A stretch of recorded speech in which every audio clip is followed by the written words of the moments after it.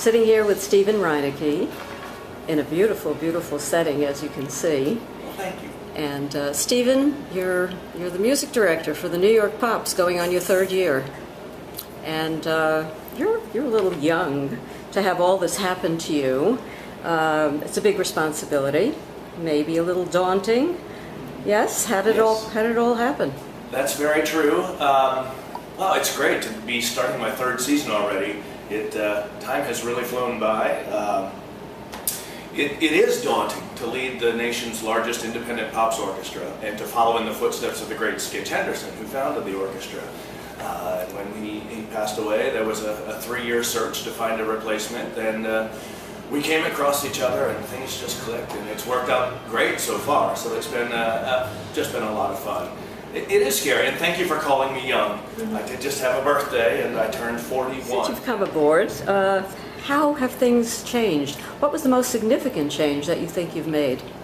Oh, that's an interesting question. I would say it's really just giving the orchestra a fresh boost of energy and excitement. For the players and the type of programming we're doing, the orchestra is a terrific institution that was always doing well, but it was time to reinvigorate it and bring along some younger artists and a different way to present programs with a lot of production value. You know, I like to call them shows rather than concerts. Do you choose all of your performers and the programs? I do. I work with my team, but being the music director, I have pretty much the say in this, and it's my guidance as what is to lead the orchestra as far as the types of programs that we're going to do and the performers that are going to be with us. It's one of my favorite parts of the job is putting together all these different pieces and parts. Well, since we're on the topic, what's up and coming for this season? Oh, this is a terrific season, once again. We open up in October with a program that celebrates the great music of Irving Berlin, iconic New Yorker and American immigrant. Wrote so many great songs. It's called From Rags to Ritzes. It's a program put together by a very good friend of mine, Jack Everland. I'm very excited about because I'll be back for that one. And it's a program called Cheyenne Jackson's Cocktail Hour, music in a Mad Men era. And it's all 50s, 60s, hi-fi, bossa nova, really lounge, swinging music. Tunes like Besame Mucho, Feeling Good. We celebrate the holidays with a program called The New York Pops Wishes You a Swingin' Christmas.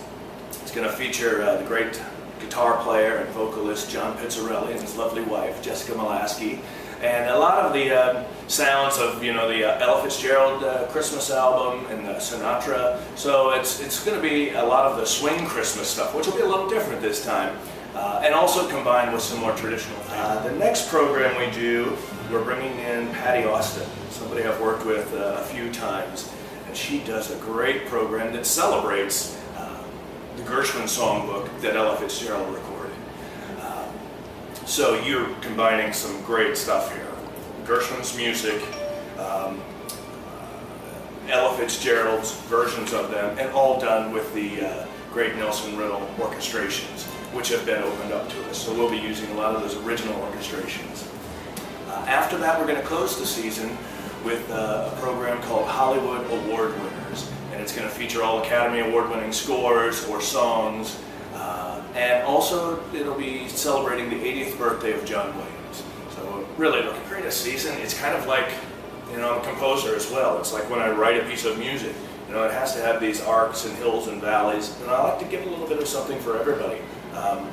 But we do have some more long-range plans for the orchestra that involve recording, I've been doing some arranging here and there, which is kind of how I got started in the Pops conducting business. I was the principal arranger for the Cincinnati Pops Orchestra for 15 years. And now in the Pops world, if we want to do specific music, a lot of times that music doesn't exist for our instrumentation or our orchestra. So now I have a stable of arrangers that I use around the country to write specific charts for us. But every once in a while there's one I really am passionate about that I want to do myself. Being the banker, he was a folk guitar player. From the time I can first remember till maybe I was 12 or 13, he would sit on the edge of my bed and play his guitar and sing me to sleep every night with John Denver, Peter, Paul and Mary, Harry Chapin, all this great music. So that was my first love of music really came from that. They've always been incredibly. Sometimes it's a little hard to come by here and there, but what I do like to do is I love to cook. Yeah, I love movies. I particularly love to spend time with friends and entertain, and I'll make dinner and have a few friends over, and we'll play games. Little known fact that I'm a fanatic of board games.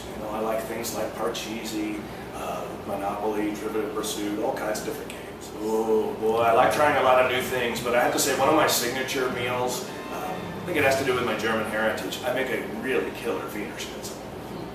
Yeah, and instead of doing like traditional spätzle with it, I do a fettuccine alfredo. If you weren't doing what you do, which is your love and your passion, what might you be doing? I know exactly, and it has to do with the fact that I mentioned I like to hike and be out in nature. I've often thought if I were not in music, I would be a geologist or a park ranger or something like that. I would probably be out at the Grand Canyon leading to a secret. Wow. The first thing that pops to mind, I don't talk about it much, I have a tattoo. Ooh, where? So, maestro with the tattoo. It's in a place that not a lot of people say. No, you're wrong. It's not that bad. But yes, I do have a tattoo.